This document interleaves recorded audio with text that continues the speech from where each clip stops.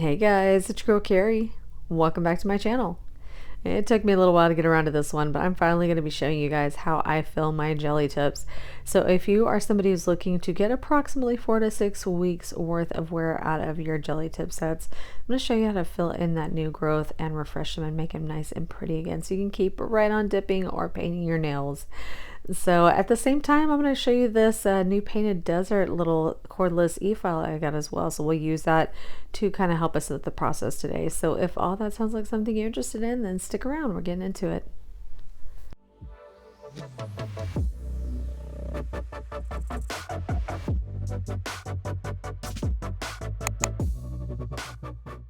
Alright guys, just a few things to get out of the way. First of all, I am not a nail professional, I am a DIY nail enthusiast.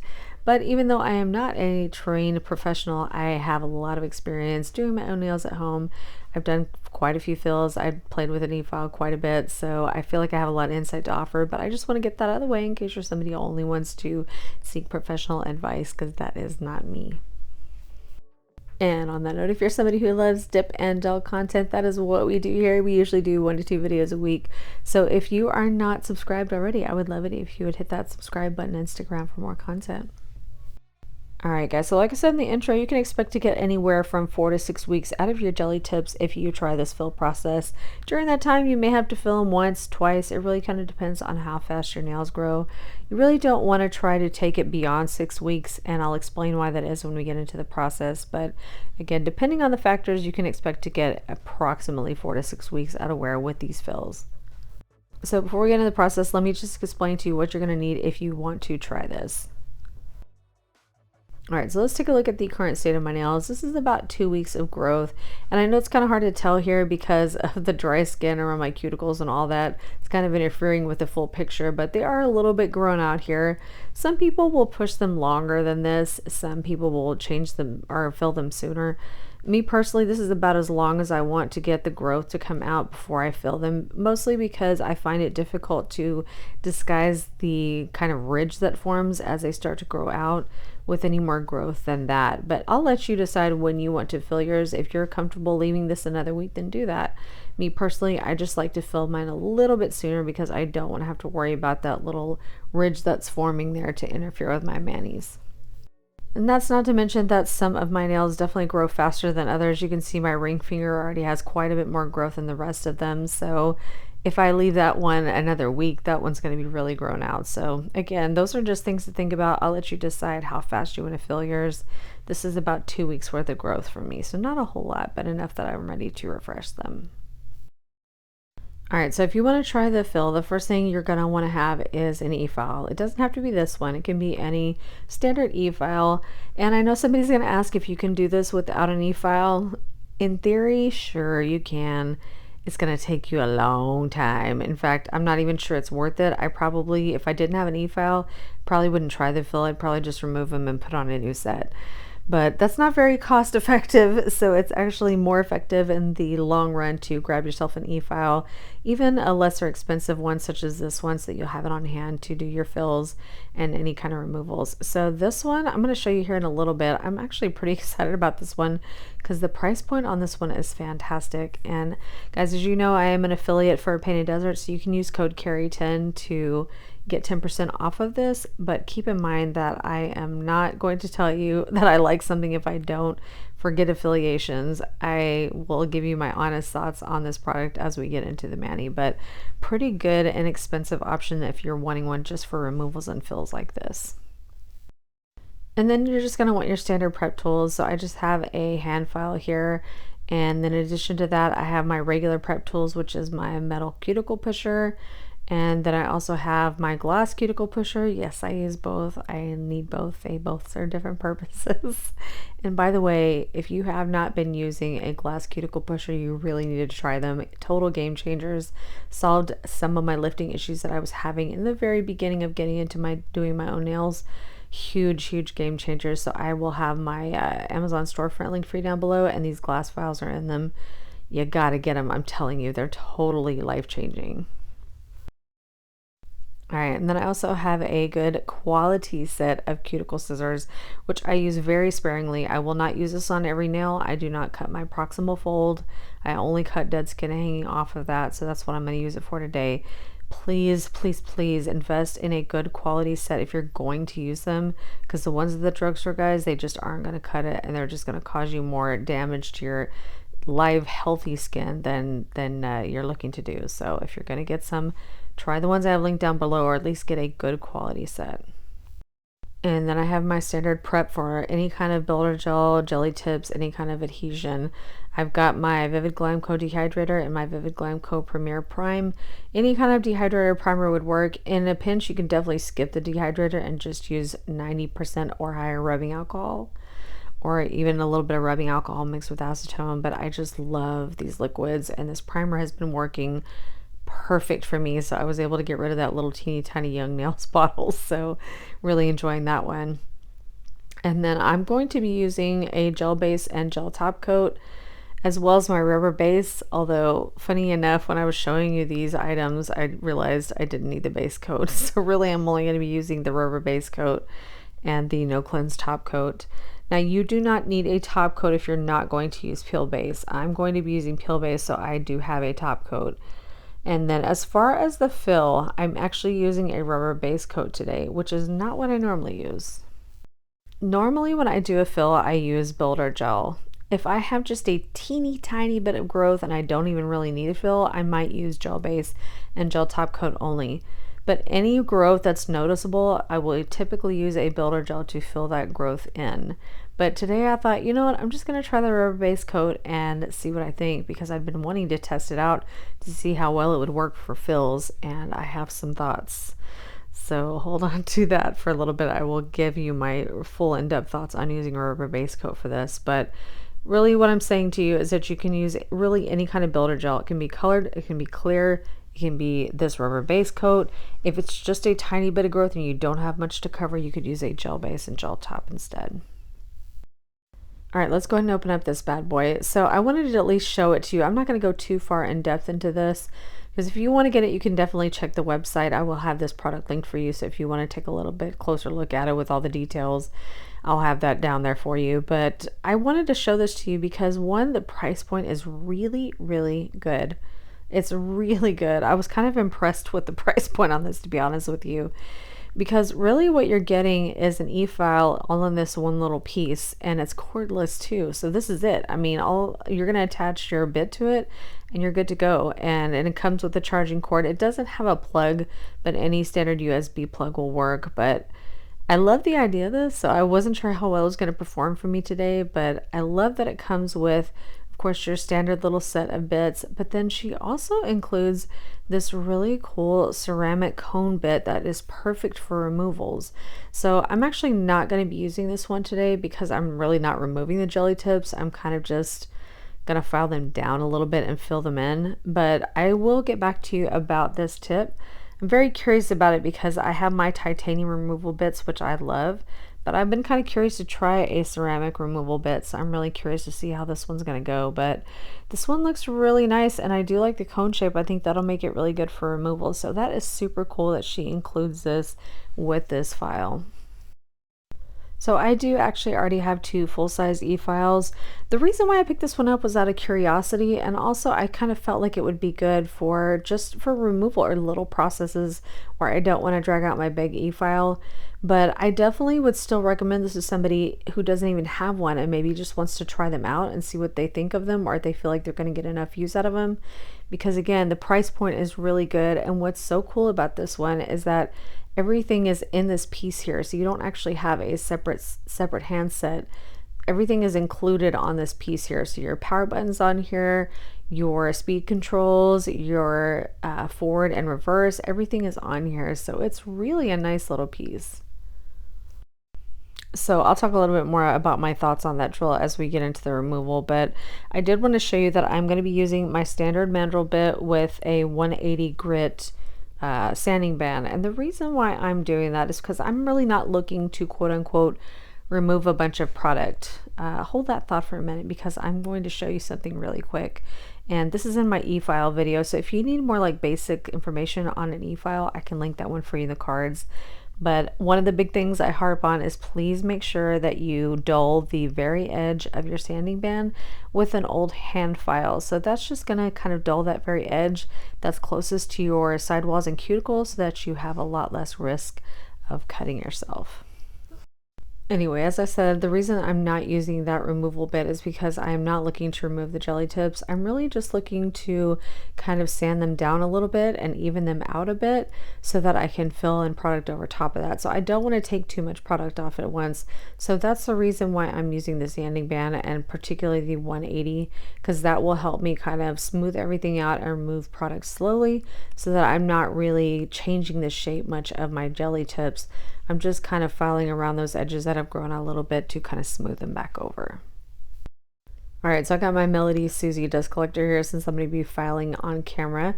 So I'm just going to turn this on with this handpiece, and I believe I ended up finally settling on about 12,000 RPMs.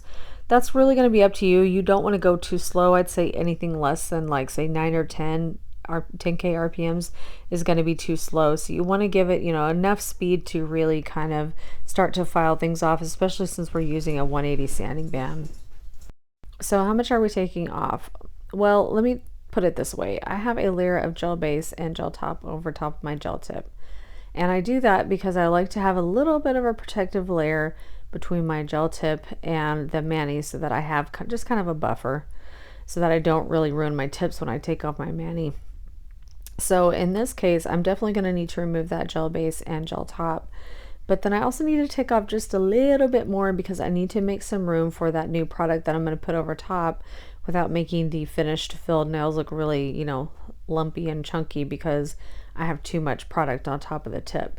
So I'm filing into it a little bit, but you can see that because I'm keeping the sanding band parallel to the nail, everything's going to be nice and smoothly and evenly taken off. It's not going to be like I have like divots or chunks or anything weird shape-wise going on. As long as you keep that sanding band parallel, everything will come off pretty evenly. So the only time I really turn that is to go around the sidewalls and the cuticle area.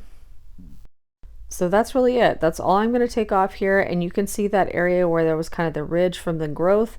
I sanded that down a little bit more. So I spent a little bit more time on that because I'm going to put product over top of that. And I want to make sure that we can kind of smooth that over so that that ridge is gone.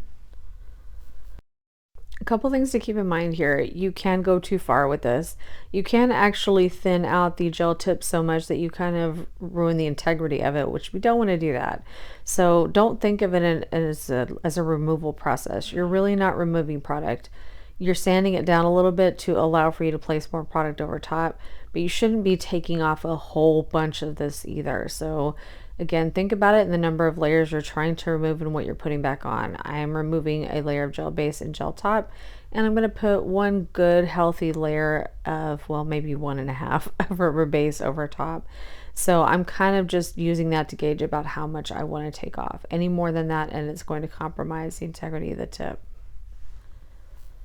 So I'm going to finish the rest of these nails, and I hope while I do this you can see that even though I've sped this up a little bit because I don't think you just need to see it real time, this is actually a pretty quick process to do. It doesn't take me very long at all because all I'm really doing is sanding down each of those nails just a little bit, and then I'm going in with my product over top, and that's it. So this is not like an application or removal that's going to take a little longer. This fill, depending on how fast you get at it and how much time you spend on it, how much of a perfectionist you are, I mean, you should be able to get it done probably in an hour or less.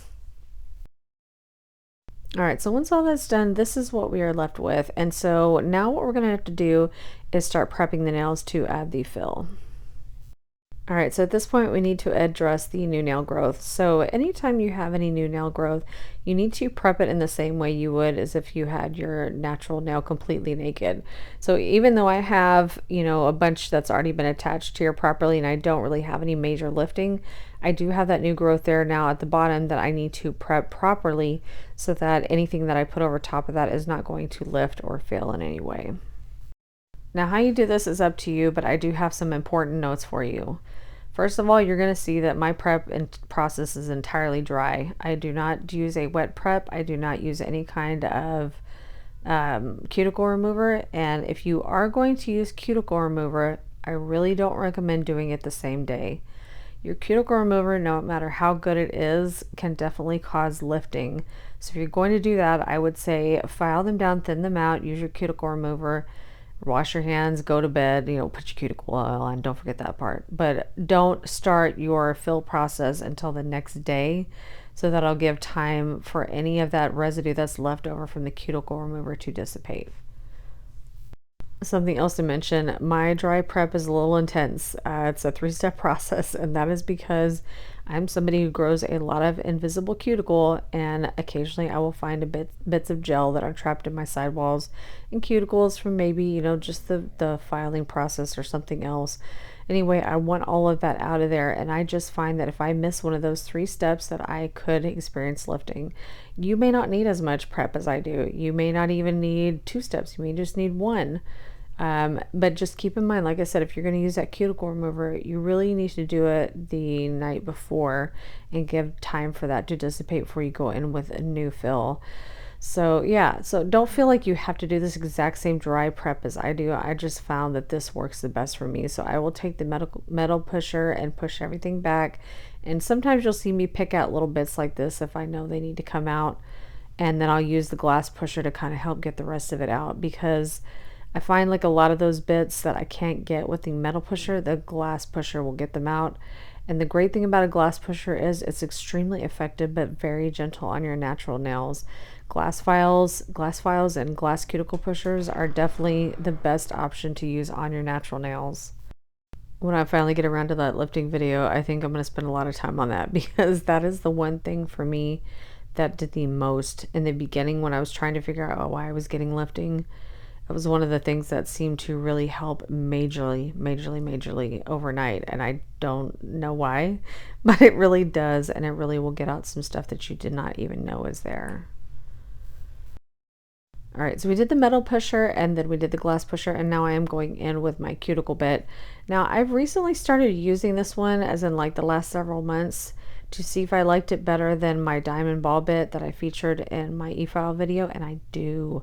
I really like this one, and I'm sorry about the angle in here. I ended up zooming out so you can see it a little bit better, but there's something about this cone shape that makes it really perfect to get right in all those like little edges and get the leftover invisible cuticle out and clean up the sidewalls. And like I said, if you have any bits of leftover gel that kind of got stuck in there during the process, then you can get those out. I've just really been enjoying them, and because this is a diamond bit, it's not really going to be damaging to your nails. I mean, anything can damage your nails if you just keep pushing it over and over and you're gouging into it with this bit. But in general, you can go over that area several times gently with this at low speeds, say like 3 to 5K RPMs, and you'll find that that's plenty enough speed for this to be effective. So I've really been enjoying this cone bit, and again, all this will be linked down in my storefront. The last step, if I need it, which again I don't do it every time, is if I have a little bit of dead skin hanging off that proximal fold, I will cut it with these very good quality. Did I mention get good quality cuticle scissors yet? Please don't rip or pull or anything like that. If your scissors are not sharp enough to cut it without doing that, then you need better scissors. But in this case, it was only my pinky that needed a little bit of attending to. All right, I'm going to go catch the other hand up to speed, and then we will move on. All right, so I'm just giving the nails a little wipe down with alcohol before we move on to the liquid prep. So at this point, I've got my cuticles nice and clean. Everything's ready to go. So now I need to do my liquid prep. So I'm starting here, even though I wiped down with alcohol, I'm still using this dehydrator, because it's kind of one of those things to me where I'm like, any little extra help, right? So again, you do not need a dehydrator. It's one of those things that they are nice to have, but absolutely not necessary. So obviously this is not a product that'll cure. This is just a brush on product. Give it a few seconds to dry out, and then you can move on with the next step. So I'm moving in with that next step now. So this is the Premier Prime, and you can see that I am just edging this brush right around that new growth area. You actually don't need to brush it on the entire nail. You can if you want to, but it's really not necessary. Guys, I'm sorry if you can hear Chase and Charlie playing in the next room. Sorry about that. But yeah, I like to use 2 coats of this just to make sure I get it fully covered. But the reason why you don't need it on the rest of the jelly tip is that you really don't need it there. It's really meant more for the natural nail. If If you want to brush it on the whole nail, you can, but I'm just really focusing that primer on the new growth only. All right, so once that's dried down, I'm gonna start going in with my filled product. Now, like I said, this has always been builder gel until today. Today I decided to try the rubber base gel merely out of curiosity, and you notice I didn't go in with a base coat. That is because rubber base gel is a base coat, so you don't need its own separate base coat for this. It is its base coat.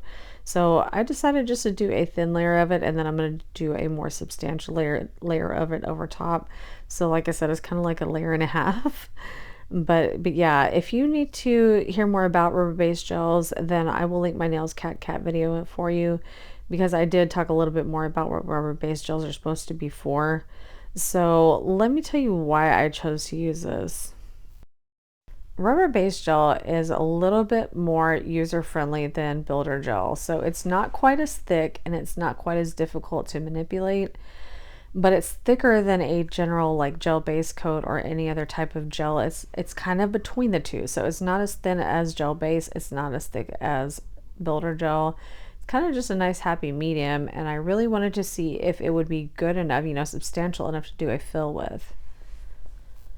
So I did that thin layer on the bottom, I cured it, now I'm doing more of like a thicker layer on top, and you can see I'm kind of floating it in some areas, much like I would a builder gel. But here's the thing, this was maybe the easiest fill I have ever done. I was really, really excited by how this fill went, because I feel like this was so much easier to do than a builder gel fill. And it's not because I think a builder gel fill is difficult.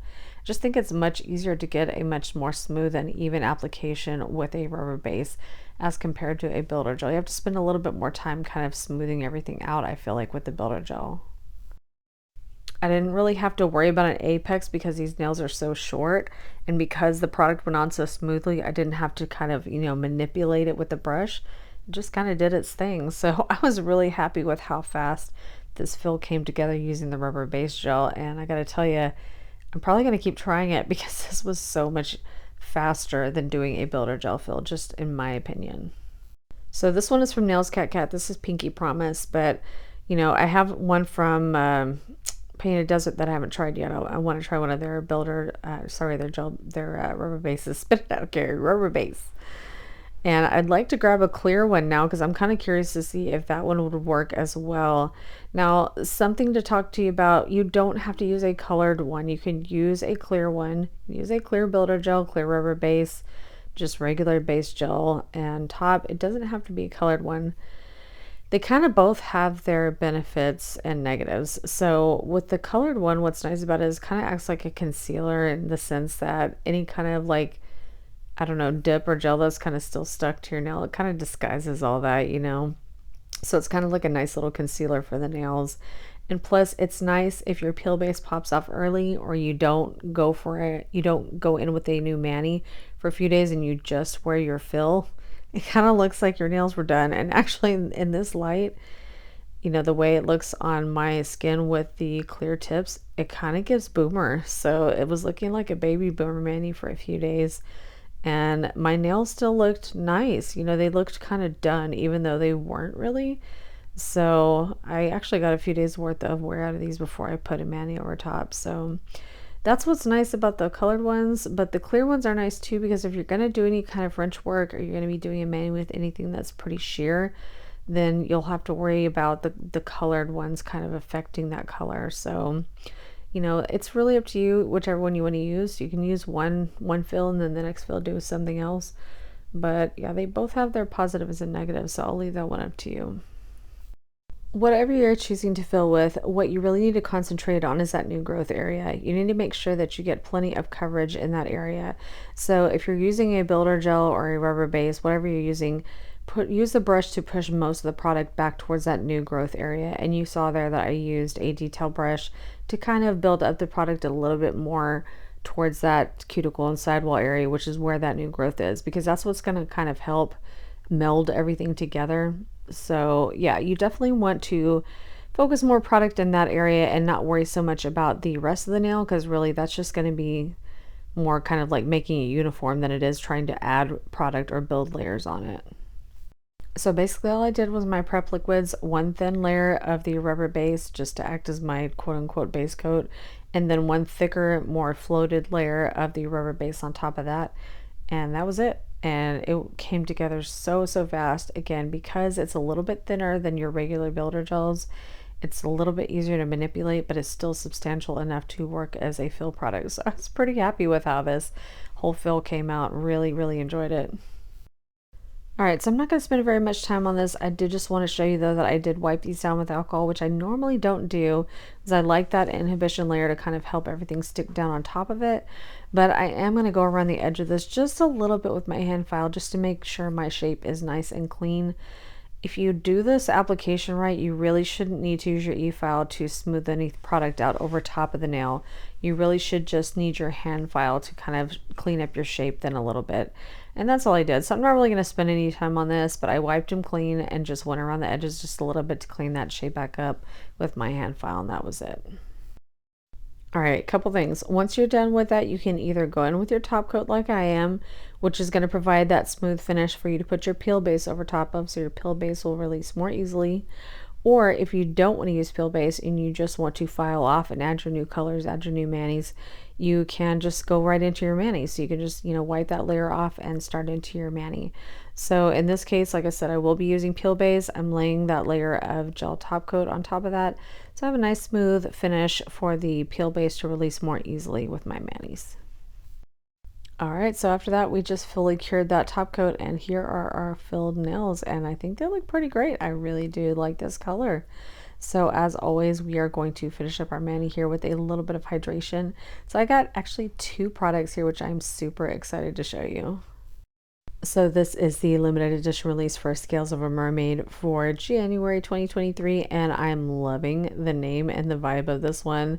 It's called Breaking News, I Don't Care, which is exactly what we all need to remind ourselves, that we don't really care what trolls or negative people say. We are living our best lives in 2023. So these are limited edition products. They do go fast, you guys. If you want them, I would get there when they launch, which is Sunday the 15th at 6 p.m. Eastern. And you're going to be able to get a mini lotion and a cuticle oil. And I really wish I could describe the scent of these because they're kind of amazing. They definitely are more of a scent changing product. So they start off kind of tart and then they definitely finish a bit more sweet and soft. So my daughter said they kind of smell like wild berry Skittles, and some of the other ambassadors said fruit stripe gum, which is very nostalgic. So I don't know. All I can tell you is I love them and really think that they are must-haves, especially in the cute little limited edition packaging, right?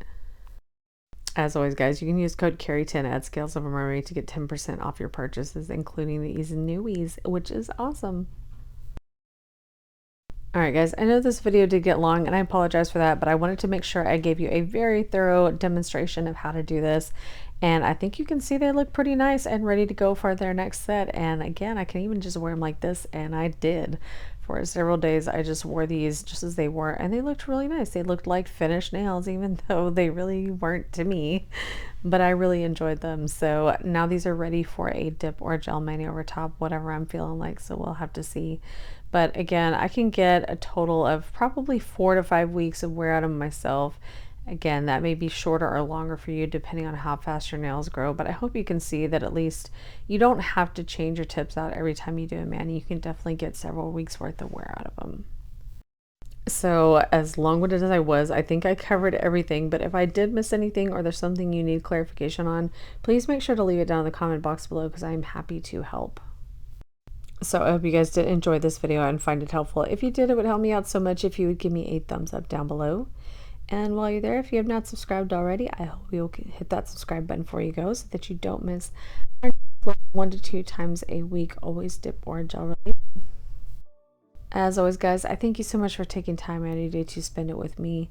I appreciate it so much. You guys know I love you to pieces. I hope you have a fantastic day, and I will see you in the next one. Bye.